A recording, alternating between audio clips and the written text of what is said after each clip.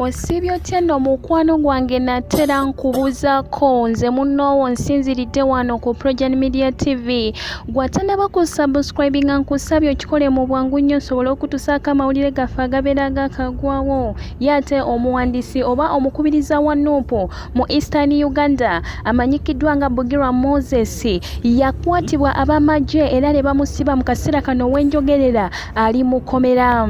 Okusinziira ku pulezidenti wa Nuupu amanyikiddwa nga Kyegulanyi Ssentamu yavuddeyo n'ategeeza nti omukulu ono Bugirwa Moses yakwatibwa ku Northern Bypass ng'agenda e Bwaise ne bamukwata awo wennyini e Bwaise ne bamukwata ne bamusiba ne bamuteeka mu motoka eya double cabin ne bamutwala ekibuli ku poliisi. Yalimu ne mukyala we wamu n'omwana we ne babakwata bonna bansatule ne babasitula ne babatwala ekibuli ku poliisi. Era kati omwami ye ali eyo ne babaggyako amasimu gaabwe ne bakwata omukyala saako n'omwana ne babasibula ne babagamba bagende ewaka. Era kati omukulu ono Bugirwa Moses ali mu kkomera akaseera kano naye ate poliisi tennaba kuvaayo kuwatukiriza nsonga eno. Mikwano gyange abalungi, njagala okutegeeza nti amawulire gaffe amalala osobola ogasanga ku progenmedia.com agaga entertainment saako nago aga sports.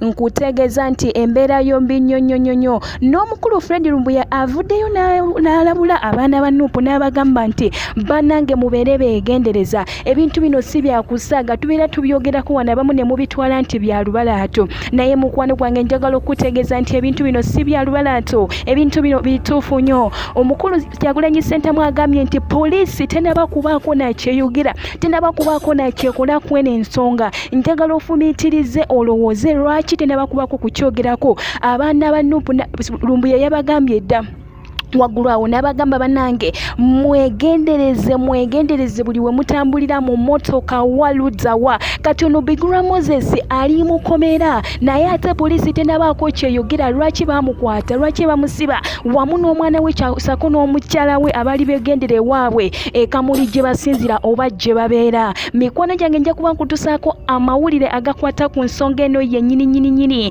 Toseguka ku Progen Media TV, beera wano kubanga ffe twewaayo okuweereza n'okutusaako ebyo byonna bye weetaaga. Gwe ali e Dubai, ali e Qatar, naawe alina kye wetusaako akaseera kano beetu nti olunaku lwaleero mukwano gwange nkutumiddeko gyebale gy'otusaako engalo. Naye amawulire gengendo maaso n'okutegeeza mukwano gwange gatwale nti gali serious kubanga omukulu Kyagulanyi Ssentamu wavaayo n'akakasa n'agamba abantu bano bakwatira ddala kituufu baba bakwatibwa. Lwaki abaana bano bagenda kubeera nti bakwatibwa mu ngeri etategerekeka ne babonyaabonyezebwa nga poliisi ekirimu ekiri emabega. Omubaka waffe Kyagulanyi gundi Ssegirinya Mohammed akyali mu kkomera, abaana b'e Kasese bakyali eyo babasibye bali mu kkomera. Bwe gamba ebintu bino bituufu nnyo, bituufu ddala. N'olw'ensonga eyo gwe akyekumbidde wano ku Progen Media TV nkyakuleetera amawulire amalala mangi nnyo toseguka kanzije.